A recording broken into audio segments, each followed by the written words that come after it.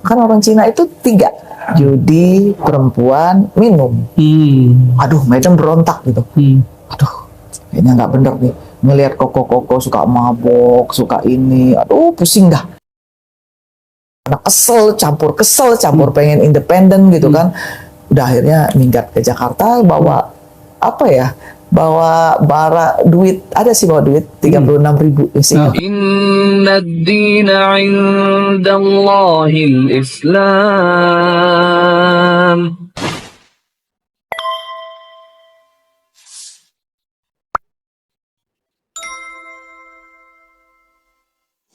Ya, alhamdulillah saya merasakan bagaimana berbagai agama diikuti dan dijalankan, dan setelah menemukan Islam secara utuh, secara penuh, itu ketika taman SMA, minggat dari rumah, dari Batu Raja dan Lampung pada waktu itu, pergi minggat ke Jakarta tahun 1991. Dan disitulah Allah menunjukkan hidayah sepenuhnya ketika bertemu dengan banyak kawan-kawan baru yang soleh-soleha di Masjid Istiqlal, yang kebetulan disitulah ada juga kantor Pembina Islam Tionghoa Indonesia atau Pembina Iman Tauhid Indonesia, atau dulunya Persatuan Islam Tionghoa Indonesia. Nah, alhamdulillah dari waktu ke waktu masih terus silaturahim, dan hari ini sejak tahun kemarin diminta jadi pengurus di PT Pusat. Di samping itu juga pada awal-awal keislaman saya di Jakarta waktu itu aktif juga di Masjid Lao-Tse. Nah, kebetulan saya itu lahir di daerah namanya Sumatera Selatan, Batu Raja, yang memang tidak suka dengan keberadaan atau masyarakat Cina yang menjalankan tradisi Cina dengan berbahasa dan memakai nama. Makanya nama saya, Papa memberikan nama dengan nama Murniati karena dari marganya Mu. Padahal waktu itu Papa juga nggak suka dengan kehadiran saya karena perempuan. Karena koko-koko saya laki-laki semua 4. Kemudian ketika lahir perempuan, minta orang lain ngasih nama, dan yang penting namanya Mu. Jadi ada ayah angkat saya berikan nama Murniati. Di akta kelahiran juga disebutkan Murniati keturunan Tionghoa, warga negara Indonesia, keturunan Tionghoa. Jadi pada saat itu memang sudah diberlakukan kebijakan pemerintah masa zaman Soeharto, tidak memperbolehkan nama Cina lagi diberlakukan. Nah, mungkin ada pengecualian ya, yang beberapa orang saja, dan kalau hari ini sih masih cukup marak ya kita lihat yang masih berbahasa Cina. Jadi kami dulu semuanya sekeluarga tidak ada bahasa Cina lagi. Nah, tetap ada nama Cinanya juga ya. Karena Papa juga termasuk yang mengganti namanya dari Mu Kapcin jadi Mu Lisin. Nah, yang penting Mu. Dimirip-miripin pakai bahasa Indonesia gitu. Terus Mama juga Kang Pocu, dikit-dikit dengan Patima, gitu. Karena kata Papa, kalau mau berhasil di Indonesia, Ani ya katanya, harus baik sama orang pribumi. Baik-baik itu ya artinya ikut apa yang mereka suka. Mereka nggak suka kita bahasa Cina, jangan pakai bahasa Cina. Makanya saya sendiri sampai hari ini Itien cuma sedikit-sedikit aja bahasa Cina ya. Gitu. Tapi Papa fasih karena beliau bahkan tidak bisa bahasa Indonesia. Nah, jadi kami dari Papa itu keturunan ketiga ya, lahir di Indonesia. Orang ketiga. Saya Ibu. Kalau dari Mama keturunan keempat. Lahir berarti di Indonesia. Masih dekat ya? Ya, masih ngelihat yang nenek. Atas nenek buyut ya, masih ngelihat yang kabur dari Cina, pakai kakinya masih kecil itu, masih ngelihat, saya masih jumpa. Yang dari Mama. Kalau yang Sukung yang dari Papa di Bangka ya, Bangka itu nggak ngelihat, cuman lingkungannya memang masih sampai sekarang ini masih lingkungan rumah Gadong namanya, Kampung Gadong di Lumut di Sungai Liat sebelum ke Kota Belinyu. Nah di situ itu memang cungkok semua itu. Kalau ibu, kalau dari ibu di Mama dari Mama? Sumatera Selatan. Sumatera Selatan. Jadi, ya. Kalau papa dari Bangka, semuanya semua sekarang Sumatera Selatan. Dulu Sumatera Selatan semua kan. Ya. Nah terus itu memang banyak ketika perang teh secara sejarahnya ya. Makanya orang-orang Palembang kan banyak putih-putih ya. Nah itu salah satunya ada ratunya yang ke ini ya, ke Palembang. Iya. Kerajaan Sriwijaya. Ya. Jadi ya itu mungkin yang dari segi sejarah ya tentunya merasakan bagaimana ke wihara, ke kuil, ke gereja yang kemudian ya pastinya paling masuk akal ya, paling menyamankan dan mententeramkan itu ternyata ajaran Islam. Iya. Prof, ini kalau histori mungkin nanti kita bisa ambil lagi dari sumber lain ya. Apa sih yang diajarkan oleh ayah maupun juga mama gitu ya? Sampai Prof sedemikian dari Batu Raja tuh kayak kalau ceritanya kok nekat banget tuh ke Jakarta gitu. Tanaman apa nilai yang ditanamkan oleh ayah bapak dan dorongan apa yang diinginkan? Iya. Jadi papa itu ya papa mama semuanya itu kan pedagang ya. Selalu mengutamakan kegigihan, nggak boleh males, terus jujur dan ramah. Nah kalau dengan ini kata papa Ania katanya kalau bisnis itu enak katanya, kita nggak perlu ditaker rezekinya karena kita bisa nyari sendiri, mau 2 gelas, mau 3 gelas terserah kita, makanya kamu harus berbisnis katanya. Jadi memang prinsip-prinsip itu sudah ditekankan ke kami sejak kecil. Nah ketika jaga toko pun ini ya katanya harus ramah-ramah ya sama orang yang dagang, yang mau ke toko, nggak boleh bilang nggak ada barangnya. Pokoknya harus ramah, harus nggak boleh tersinggung, nggak boleh apa.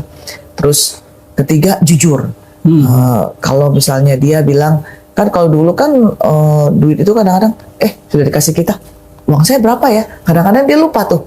Nah kita kan kadang-kadang kembaliannya ini kebanyakan misalnya. Kan dulu kan lucu tuh karena nggak ada kasir ada kalkulator, jadi saya tuh kecil-kecil udah biasa ngitung-ngitung, pakai itu disuruh ngitung cepet, ngajarin cepet, padahal papa mama tuh buta huruf. Oh iya. Nah dikasih 1 gepok uang, nah hitung katanya, nanti hitung pakai. Nah jadi memang dari kecil udah ini apapun dicatat katanya.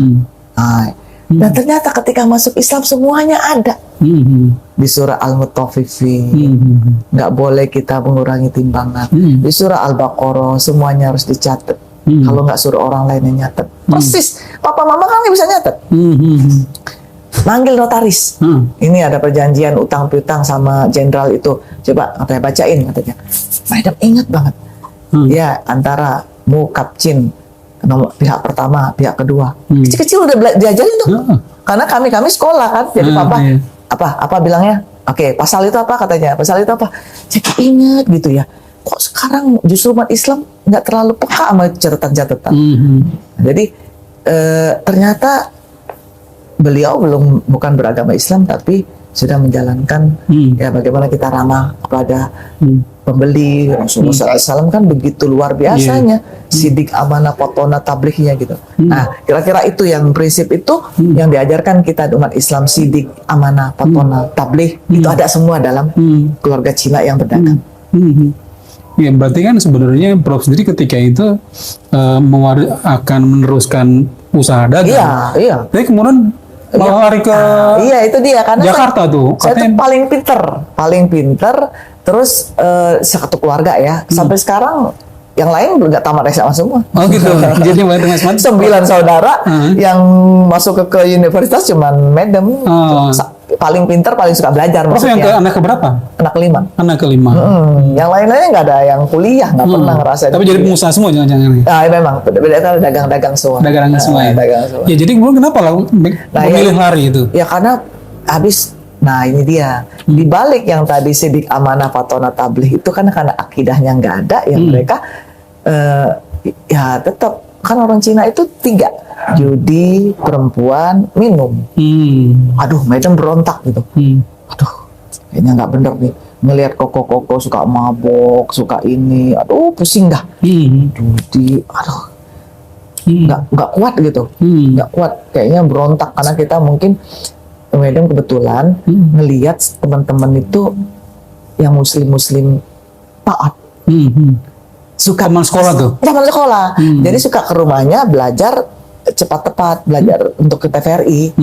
Nah, terus P4 dulu kan ada kan? Iya, P4. Oh, jadi belajar, tiap belajar ke rumah dia, mereka tuh pinter-pinter dan keluarganya pada soleh-soleh.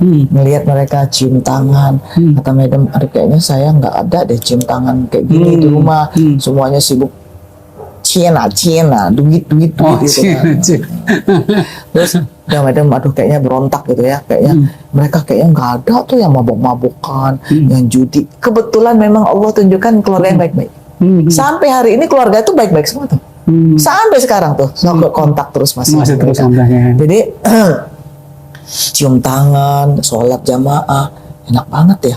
Udah akhirnya berontak tamat SMA, pengen kuliah, kata papa, buat apa kuliah? Ujung-ujungnya juga kamu harus enakan jaga dagangan aja, katanya. Karena di sekolah itu juga didorong juga kita untuk dapat PMDK dulu, ingat kan? Ada sih kampus yang mau terima, cuman kayaknya mau ke Jawa aja deh, Pulau Jawa gitu kan. Terus udahlah karena kesel campur pengen independen gitu kan. Udah akhirnya minggat ke Jakarta, bawa apa ya? Bawa duit, ada sih bawa duit 36.000 sih. 36.000 ya. Duit itu dari mama disuruh kasih ke tante, bayar duit spray. Madam bawa itu ke Jakarta. Lah kan duitnya habis. Nah numpang di Cililitan itu. Terus kata kebetulan wartawan, pamannya kan ada teman waktu si Nina itu teman sekelas yang salah satu yang keluarganya soleh gitu ya. Nina mau ikut dong, Nina mau nyari saudara di Jakarta. Ya udah sini aja dulu. Tapi kan dia bingung karena apa, waktu pergi ke saudara ke Green Garden Jakarta Barat itu kaya, orang kaya. Iya, Ania katanya, kok kamu udah jadi indigen katanya, udah jadi indigen tuh pribumi. Kenapa? Karena temennya hitam-hitam. Dia kan orang Jawa. Katanya, iya katanya. Padahal berharap-harap, udah kamu tidur sini aja gitu kan. Kan udah bilang, saya numpang di rumah dia gitu kan. Maksudnya supaya dia tidur sini aja, kamu rumahnya kok besar gitu. Nggak disuruh ke situ, disuruh nginep, nggak disuruh apa-apa. Ya Allah, ini kenapa ya? Mungkin karena dipikir kita udah jadi ini jin, kamu kan cungkok jin katanya gitu. Kalau jadi udah balik lagi ke rumah Nina. Nin gimana Nin? Aduh gimana ya?